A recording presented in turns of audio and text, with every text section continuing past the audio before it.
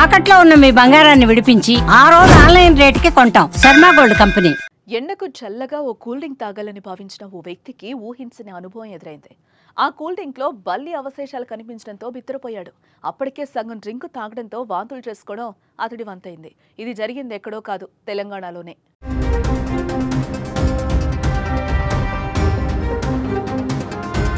నిత్యం కలుషిత ఆహారం, కలుషిత పానీయాల ఘటనలు వెలుగు చూస్తూనే ఉన్నాయి. ఏది తిందామన్నా భయంతో వణికిపోవాల్సిన పరిస్థితి వచ్చింది. ఎక్కడో ఓ చోట ఏదో రెస్టారెంట్లో తినే ఫుడ్లో, తాగే పానీయాల్లో బొద్దింకలు, ఎలుకలు, బల్లులు ఇలా కంటపడటం కాస్త ఆందోళనకు గురి చేస్తోంది. ఇప్పుడు డ్రింక్లో బల్లి కనిపించడం కూడా మరింత కంగారు పెడుతోంది.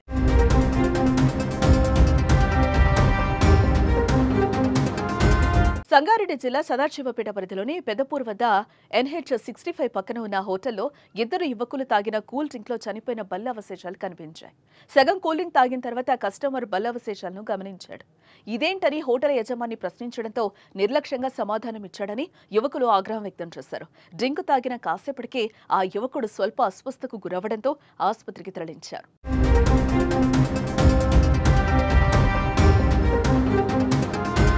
అపరిశుభ్రమైన కిచెన్ సందర్భంగా ఆహారం కలుషితం కావచ్చు, కానీ ఎన్నో జాగ్రత్తలు తీసుకుంటూ తయారు చేసే కూల్ డ్రింక్లో బల్ల అవశేషాలు కనిపించడంతో డ్రింకు ప్రియులు ఉలిక్కిపట్టు గురవుతున్నారు.